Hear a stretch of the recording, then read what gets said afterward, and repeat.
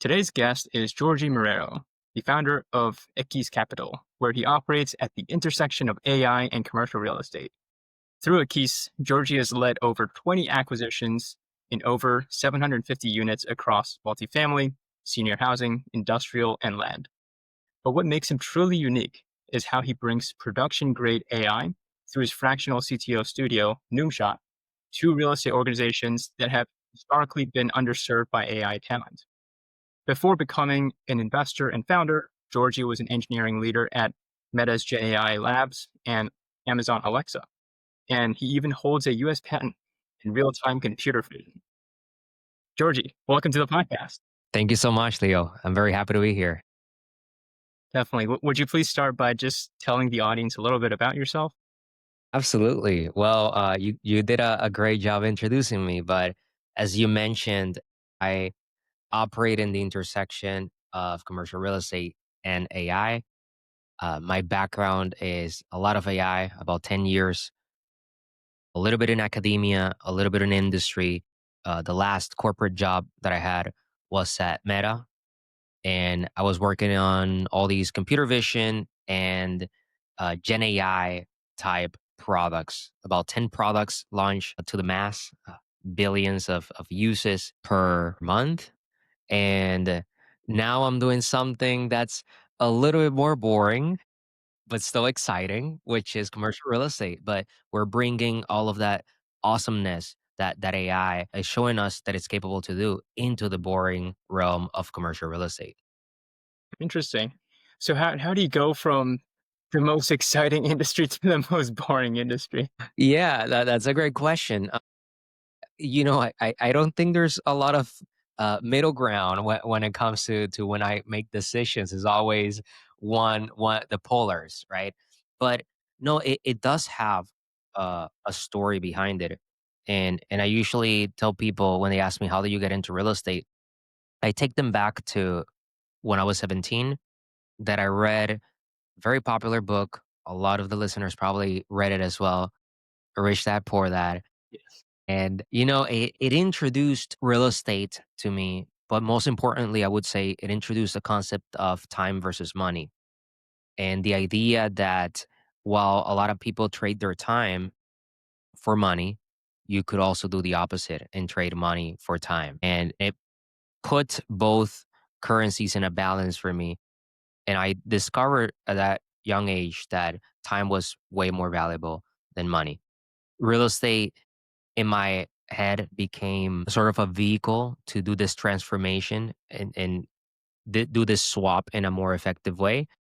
I did not do anything with it when I was 17, but when I moved from the Dominican Republic to California, I put this book kind of like on my back pocket, and I went into this journey of becoming an AI engineer, and I did. And then I read again the book, and to me that was the way out of a corporate job, a way out from trading my time for money. And now I'm not in the corporate job, so it worked, right? Hmm. Yeah, yeah, I can relate to what you're saying a lot too. I mean, I knew about real estate for a long time. I knew like, wealthy people just always had real estate as one of their investments. So I was like, okay, I got to learn about it. But then you go into it and you're like, wow, it actually needs a lot of money. Like, how are you going to come up with like 20% down for like, I don't know, $1 million building? Like, who's got that money, right? And then you go back to your job and you're like, okay, and then you slowly make it happen. But I mean, obviously, like you had a slightly different route, right? I mean, you chose to raise capital, which actually helps out as well, gives you experience, helps other people make money as well. So it's like a great win-win. Yeah, yeah, absolutely. And when I started, Leo, I did several deals on my own with my own capital.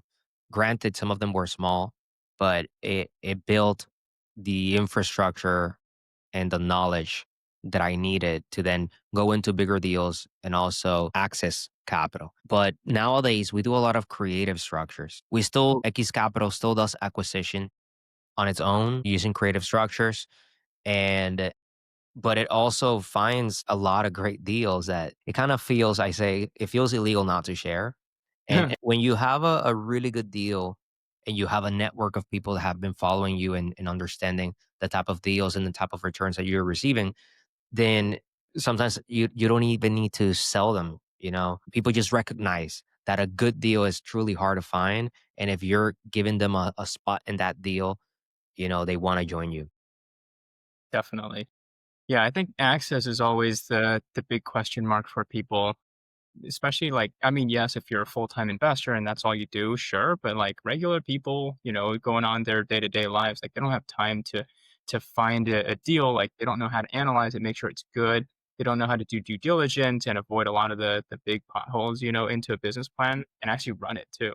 So, I mean, for you to give, individuals access to the private market, to opportunities like this, it's really compelling. Yeah. Yeah, absolutely. So tell us about Equis Capital. So what do you do there? Like do you have or like how did you end up with so many different asset classes? Was it like one at a time or like how did that come about? Yeah, no, that's a great question. We love as a firm multifamily. We believe it's a very nice and timeless asset class that once you have your system in place, you can just keep stacking more of those assets. And you have a checkpoint after stabilization. And frankly, after a few years after stabilization, where you can decide, do I just hold this? It's been cash flowing very well for the last few years. Or should I do a refinance? Should I sell? So we like that because it gives us options and we just methodically choose what to do. So we love a multifamily. We have been experimenting as well. So one of our recent acquisition was in the assisted living facility, which is we can say it's like a multifamily. It's more heavy on operations, of course, and the product goes to the older demographic. But when it comes to fundamentals, what we're looking at the demographic shift and trend in the United States, it makes sense to do multifamily as long as you have a good operator. So that has been something that we've been doing. We just closed one about a month ago Nice. and we just had a meeting. Actually, we have a meeting as this podcast, my team right now. I told them that I was gonna be busy, and it's about another one that we just got under contract. So we're doing that as well. Industrial, that's another thing that we're doing. We have a development going on right now. We also have a light industrial asset that's large and that has been operating well.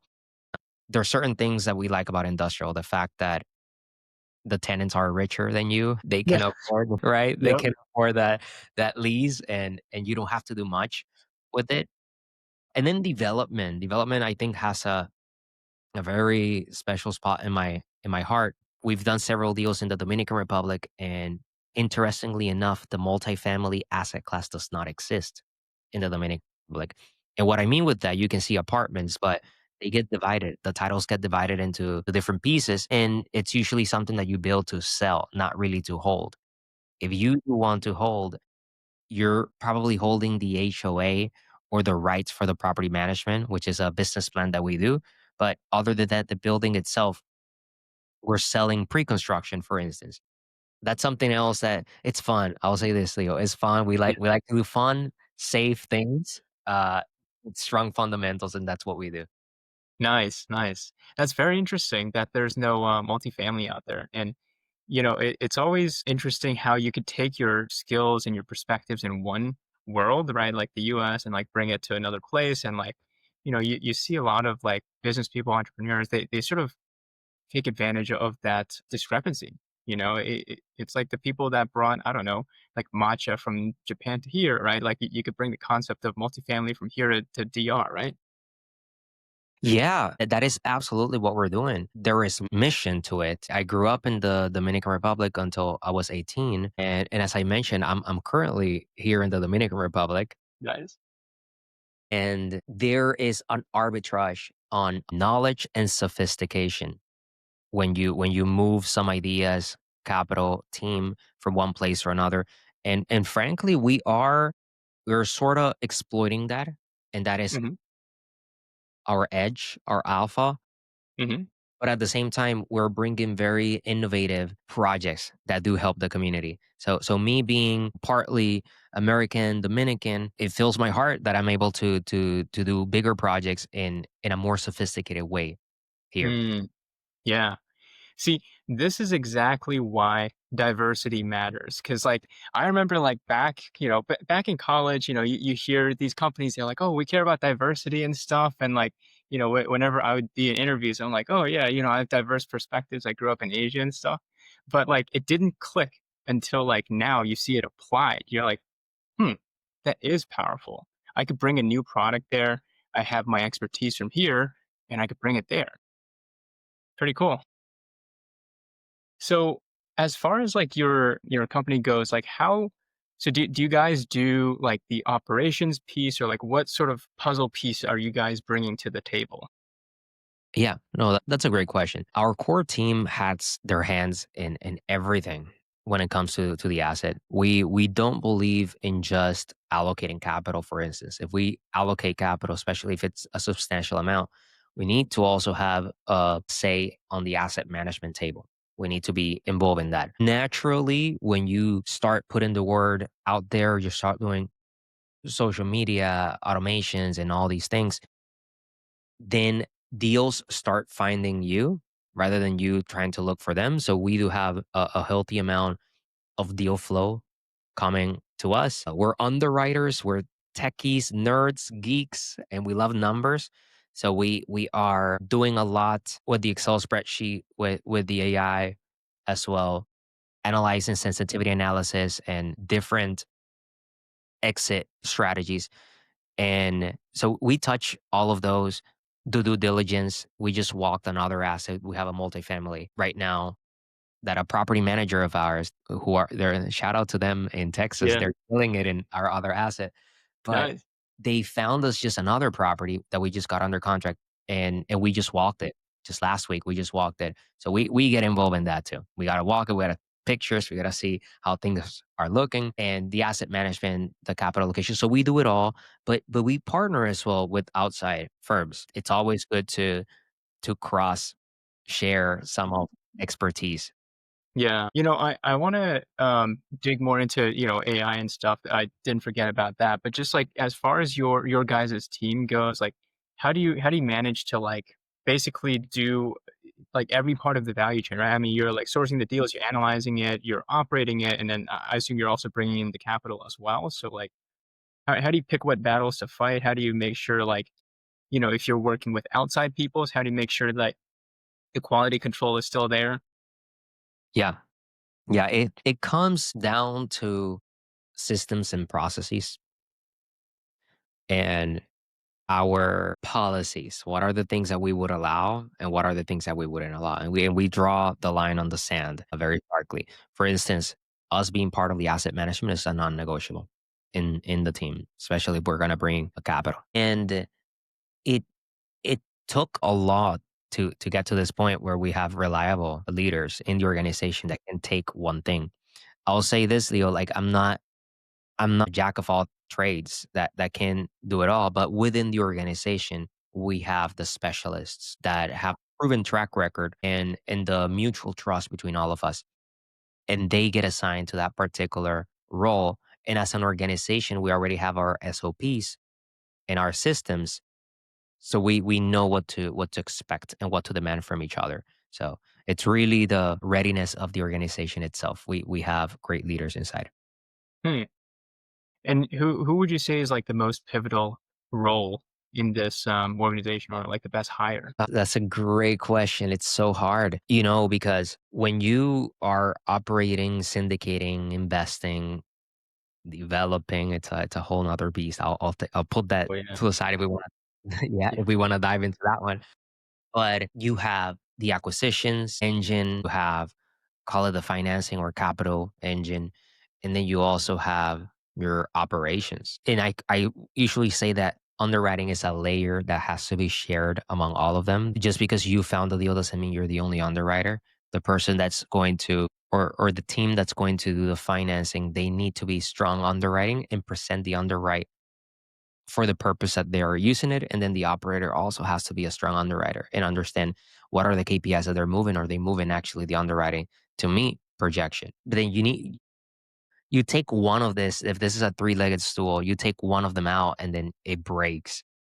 So it's very hard, Leo, to say like which one is the most important. But if If I was at gunpoint and I need to choose operations, operations is the most Definitely. important thing because, um, it takes a certain amount of months, maybe a year. Sometimes it has taken us 2 years to find a great deal. You know, financing, it's a matter of having the systems pre-built, but I mean, at the end of the day, money is money. Money, cash is a commodity.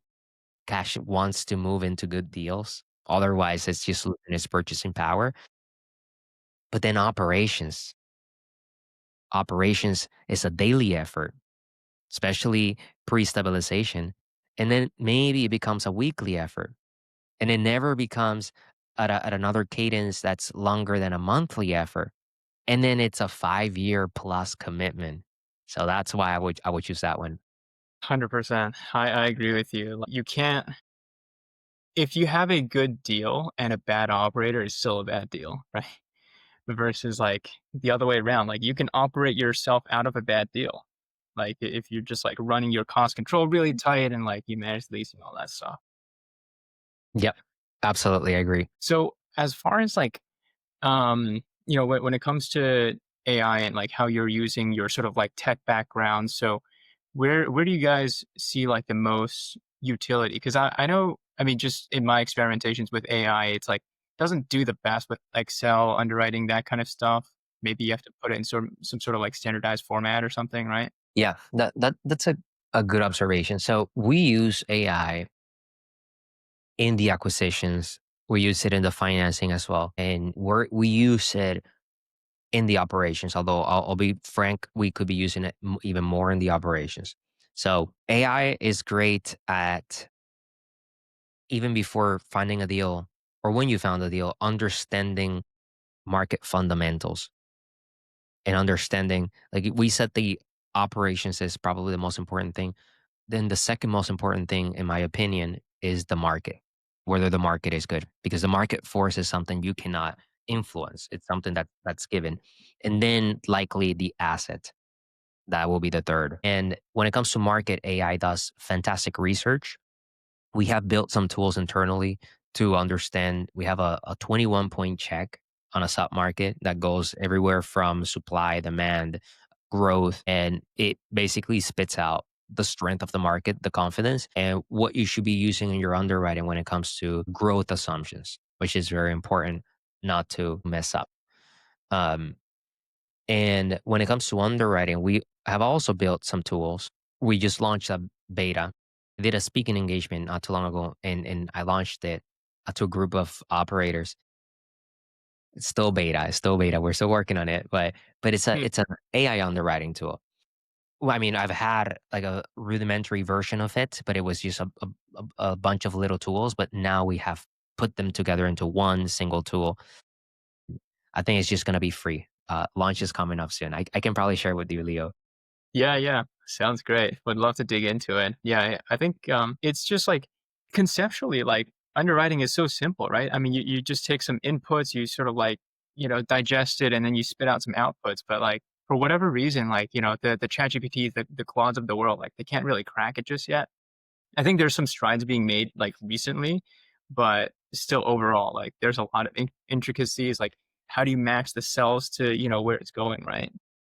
I will say this. I will say this. I think AI training is probably more important than AI development of new tools. And that's something that my other company, NoomShot, focuses on because we work with several dozen companies. And the number one problem that we found is that business owners know they need AI. They want to use AI, but they don't know how. They don't know where. They don't know when. Or they don't know who should use Hmm. it. And there's some work on that because with just Chat GPT, which is not the best LLM out there, objectively speaking, but with just Chat GPT, with a good prompter and a good thinker, you can do so much. You could be ahead of the curve completely just by that. But it has to do with understanding the things around the LLM. So, for example, the correct use of prompt libraries, the correct use of SOPs, and how to turn those SOPs into something that an agent can do.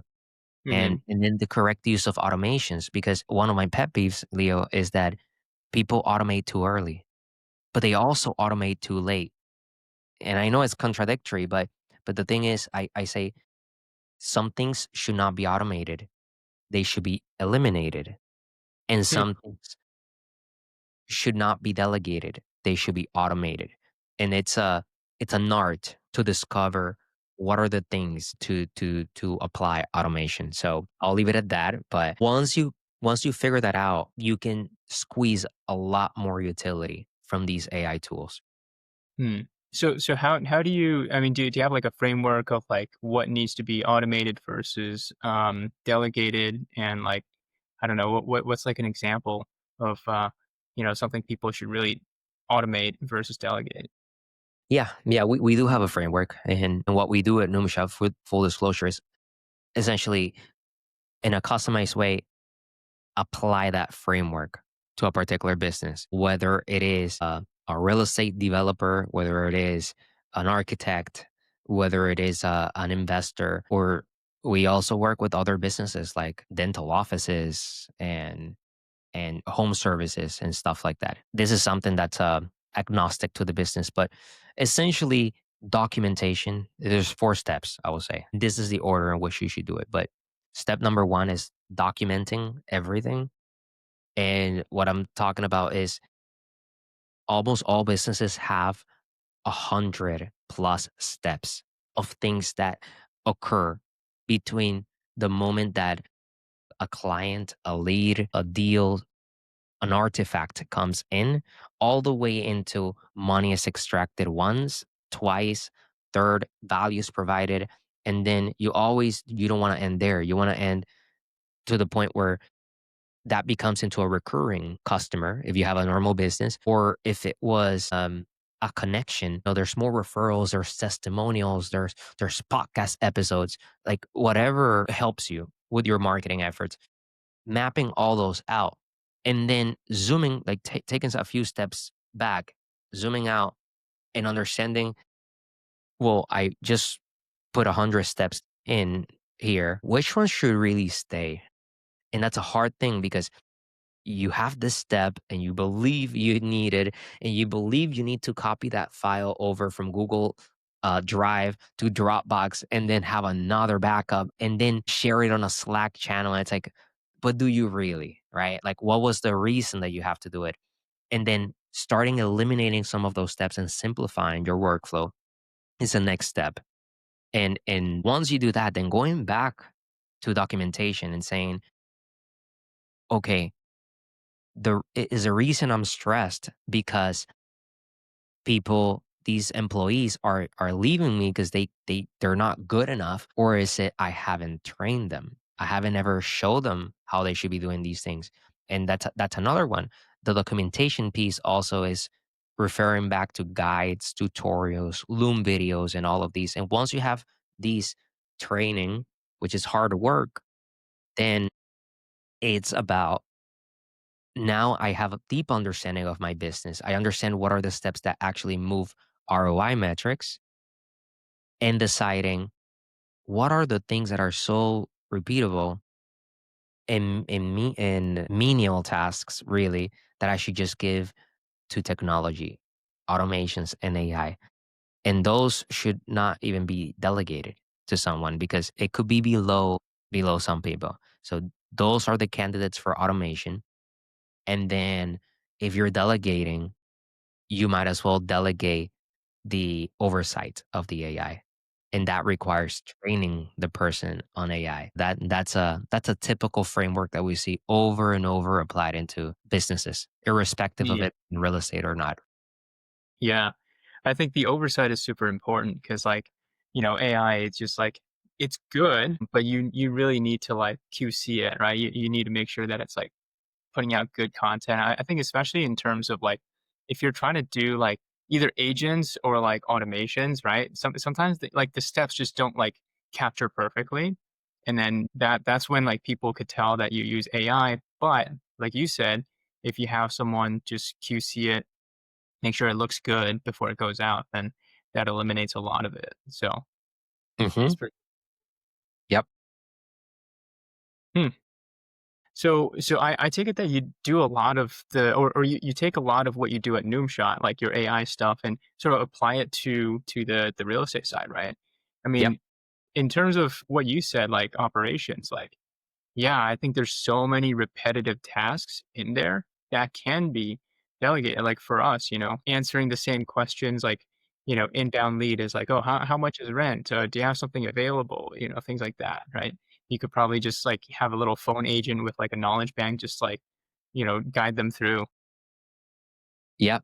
Exactly. Yeah. That and the fact that at Noomshot we work with people from companies, business owners from other industries, that also means that we can apply best practices into this boring, archaic dinosaur of an industry. And what I found out is that, when you bring those ideas from other industries, that those are the ones that stick and produce the better results. So instead of just doing what the best person in your industry is doing, you just take what the best person in another industry is doing and apply that. So what you said, for instance, the AI for the inbound, well, have we thought about outbound? What about those leads that got into the funnel and they just disappeared and we didn't even had a chance to qualify? What would happen to our occupancy or to our turnover rate if we actually had an AI agent proactively qualifying them? Yeah, that's interesting. And on that note, like, what would you say is like maybe the 80/20 of automations and agents for like, let's say a real estate operator? That's an interesting one, but I would say it's but what I mentioned about documentation and elimination, I think that will be the most important step. I think that's step number one. Because otherwise, I'm an engineer at heart, been coding for 20 years now since I was a kid. And one thing that I've done multiple times that I stopped doing is over engineering. And what I see with nowadays non-technical people is that they discover coding and tech and AI for the first time now. And that brings me back to when I was 9 years old and I started coding. I was just fascinated by a hello world. The fact that I could draw a window screen and it said whatever I wrote, I was just fascinated. And that's what non-technical people remind me of today. And everything that they see, they try to apply tech. But reality is, if you actually document what you're doing and you have deep understanding of what's going on and what drives ROI and what's driving you to feel either stressed or feeling behind, then you can methodically say, what I need to automate is not the fanciest thing. It's not the thing that is going to make my automation look like spaghetti. It's the thing that would allow me to spend Friday off and be with my family. Then that will be not 80, I would say, Leo, that will be 99 1. Hmm. Yeah. Yeah. I do think what you said is interesting because like I think there was some notion, maybe even with coding, right? Like some people try to like flex with their code, like, oh, the code is like done so beautifully, but like, hey, look, why say lot word when few word do trick, you know? Hmm. Just keep it simple. I'll give you an example. Is so for some time I was using N8N just to like, I mean, like I was really into it. I really wanted to learn AI to sort of like make my company's workflow better. And I was learning N8N. It was like really into it, but there's just like so many things to connect, so many steps that could go wrong. And I'm like, okay, well, hey, here's this other product, Lindy. Lindy's like more user friendly. It does like 80% of the what N8N does. Like, okay, more or less, that's fine. So I think just like figuring that out, like you have to remember what game you're in. You're in the game of, I mean, in my case, operating real estate. I'm not like over engineering any like automation and like showing it off on LinkedIn or something. Yeah, no, that's cool. But exactly right. I agree. Yeah. So I guess like in terms of just what you're seeing at NoomShot, just like what are aside from like over engineering, like what's like common things that people mistake in terms of like how to use AI or like how to think about it, how to implement it in their organization. I will say this one thing is I think people like you and I, like we're super like tech forward, super tech curious, but like maybe the rest of the team isn't. And like getting them trained on it, like there's a lot, right? Because like tech is constantly changing. Yeah, yeah. No, that's interesting that you mentioned that, because everybody needs to be onboarded on this. This is an effort where leaders and then the builders as well, the individual contributors need to be onboarded. But it's very hard for a business leader and a business owner, especially when your company size is less than 100 people, to do your job and also convince everyone that they should do this. There's also a lot of misconception about, well, if I build this thing, what happens to my role? Like, am I moving myself out of a job? So it has to be done with a certain tact. And what I found is there are two reasons that AI fail, and the reasons are not technical. Well, one of them is slightly technical, which is data. Data readiness. So meaning sometimes we want to automate something and bring AI, but then AI is too generic. It doesn't know the company information. And the solution is to apply a data layer into the business, right? That's too technical. But the other reason I think is more than half of companies that try to implement AI fail at implementing it, and it's adoption. It is truly adoption, which is the topic that you brought up, Leo. Adoption is the reason why AI works for the first couple weeks and then everybody forgets about it. And the solution to that is making AI an integral part of the workflow. And in that step that we talked about where we document everything, if we place AI and for it to be AI first, then the entire organization has no other recourse than to just follow the standard procedure, which is already AI first. And then training helps a lot. So one of the things that we've done with some organizations is just constant training and training the team for them to understand that now they can do their job, you know, 20 to 100% faster, and that actually helps them. So those are the ways it comes to the culture at the end of the day. Hmm, interesting. And when it comes to teaching, I mean, do you have like any part in teaching it? And like, if so, how do you do it? I will say this one thing before you respond is I heard this other person, this marketing gal, she's the operator in her business, and like when it comes to new technology, she holds, I think, like 3 or 4 training sessions of that one thing, and she says the exact same thing those 3 or 4 times. That way, her team just gets more comfortable with it and can even work along, and then when they work along, then that's, like, when the knowledge happens. Yeah, exactly. The way that we do it, Leo, yeah, I get involved in the training. So we have some training when we worked with business owners, but then I find myself just flying out almost probably a couple months. We would have met in New York, for instance, because I was Yeah. there doing one of the trainings. So they can be in person, they can be virtual, but we also have some package training because some of these things just repeat over and over. But I would not skip the training because it's really cool to see the end workflow working. But guess what? Once your problem becomes, I can't find more leads, and then you start working on your ads, or once the problem becomes that I need to go manage this asset, you're going to forget about that N8. And then, I don't know, 3 months later, there's a new piece of technology out there and you're just back at square one. So it's Mm. important to have training.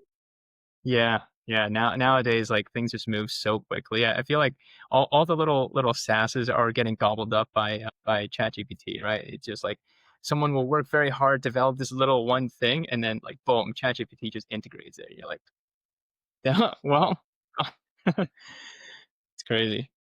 Yep. I guess in terms of like tech, right? I just am curious. Like, so I mean, you were like super deeply involved in tech before. Yeah, I mean, you worked at various like of the large companies, but then you also had some startups too, right? I mean, you had some like VC backed startups. What was that like, and how does that compare to like real estate? Yeah, yeah, yeah. So I had a startup and it was in the intersection of blockchain and AI, this one. And we were post revenue, we had about 9 engineers in the team, and we went into the very first Y Combinator hackathon and we won it. That got us a conversation at the time with Sam Altman. He was president at that time, but the startup was too early. That was the conclusion. Mm, And in the conversation, I mean, even OpenAI was working on something like that. We were a little bit more advanced than where they were at the time. And I would say, Leo, that because we're growing very fast right now, there's not a lot of difference. I mean, we're grinding, we're building, and we're working very hard right now. And personally, we're bringing that same startup mentality into what we're doing. The difference is we're not working with VCs. So we get to command the ship. And we do have investors, but they trust us very much in our ability given our track record. But we also have a little bit more flexibility because we still do other deals just between us ourselves. So there is a difference. There's a bit more ownership in that regard. I'm still involved in a few startups, but more in the capacity as an angel investor, as a tech advisor, and they're startup mode, founder mode as well. So it just fits. And these startups, by the way, Leo, they are in the commercial real estate and AI space, which are my specialty, anyways. love it. Very interesting. The one big difference, right? Between like a VC backed tech company and then just like real estate, there's like more ownership there. But when it comes to like building the teams, it's like slightly different because you have different resources to work with. Whereas in the VC backed startup, like you could just throw cash at people and like give them like equity like it's candy versus like for real estate, it's a little bit different, right? So I mean, like, how do you guys like figure out like the comp structures? Do you have like a framework outside of like obviously like the founders and stuff? Yeah, no, that's exactly right. When you have a startup, you're essentially raising money to build team. And then money, it's sometimes it's more a factor, like convincing someone is more a factor of how much money you can throw at them that than the vision itself sometimes, And in real estate, our pool is more limited. So if you're hiring someone, it's probably on the basis of the founder, of you, right? So the personal brand matters. It's as well for real estate specifically is very equity heavy, sometimes even more than a startup, but maybe similarly. But at the same time, you're not raising money to in real estate to hire. You're raising money just to buy the asset. So our pool of people usually are people that already went through corporate and they're out of it and they're doing this for another reason. So that's typically the people that we work with. People that they don't need to, right? Because they're already financially free, they're doing well for themselves, but it's more like, there's still some potential in me and I actually like you as a person and I really like the vision that you have. Where do you want to take this firm? So I will work with you. And there's a lot of different partnerships that you can make. Real estate allows you to do that project by project partnership too. So it's a great way to test the waters with potential partners, do a few deals where you're sharing just equity on one particular deal. Like if it's like a joint venture in business before, let's say, quote unquote, doing the merger later Mm, on. So yeah. the pool is more limited. There's not a lot of 20-year-old or 21-year-old coming out of school saying, I want to become a real estate entrepreneur and joining your startup, right? There's not, but then you do see those 30 something, 40 something, 50 something, 70 something veterans that say, you're moving at a pace that I'm interested in. And I heard about this AI thing and I want to work with you. So that's the people usually that we're working with. Yeah, yeah, very well put. It's interesting because, right now, like our company is also growing pretty fast and like, just through like posting on social media, people are following along. And like you have people reaching out and like they're not all like, the young guns. They're not all like 20 something year olds. they're like older. They have, 10 years of experience, and you're like, how do I make sure that, our incentives are aligned? Like the private equity guys love talking about incentive structure, but it is so important, right? But, for me, I'm just like trying to piece together like, how do you make sure people are motivated? How do you make sure that they're happy and not just like we can hold hands and, sing songs and stuff, but like end of the day, like, what's in it for them? And to structure that's always like an interesting challenge. Yeah, I agree. And the incentive structure that is real, I also wanted to add to that, that if your vision, something that I realized, if your vision is big enough to also fit their personal visions, then and it's much easier. So there's a book even that talks about the magic of thinking big, and I didn't, right, I didn't necessarily take this particular concept from that book, but there is magic in thinking big because that umbrella of a vision can bring other umbrellas of people. So you actually jinx yourself when you're thinking too small is what I found. So Hmm. that and then the alignment of incentives, like you mentioned, whether, maybe there's no salary, but there's no cap on the profit split that we can do, or maybe there's a revenue share. Or maybe that revenue share, we should make it a profit split because I also want you to be concerned with the cost. And then the equity, how do you share that? So also building extra margin that you can also share with other people, that's very big as well. And treating people well. So I just did a 100%. bonus. I just did a round of bonus, yeah, for some people. I think that's important as Nice. well. I love it. I love it. Yeah, I mean, as a leader, you have to take care of your people.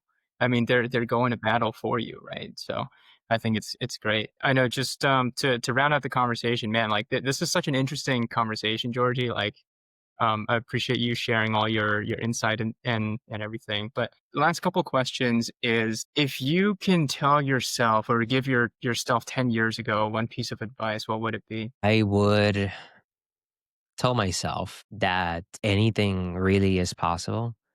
So pick something, and everything is hard as well. So pick something that's very worth it. Hmm. Choose your heart. That's true. Yeah. And in terms of for you, like how can we sort of help you out on your journey? Like what kind of people are you looking to be connected with? Yeah, so predominantly when it comes to Equis Capital, we're always looking for investors. We have a lot more deals that what we can frankly take on our own. This year has been great for us, and we typically work with a lot of people in tech. Me having done tech for a while, I uniquely understand the alternatives that were presented and how we see the world. So, but you don't have to just be in tech, like only people in tech to work with us. But that's that. And when it comes to NoomShot, business owners looking to bring it into their organizations, but in a more timeless way, not just implement this automation and bye bye, but more like how can we lift the median in terms of AI readiness? Then we work hand in hand with business owners as well. And how can people get in touch with you? LinkedIn will be the best, the easiest. Just my full name, Georgy Marrero. LinkedIn, just if you send me a message and say that, I heard you the podcast with Leo, I wanna know more, then it's gonna be me. I'll message you back.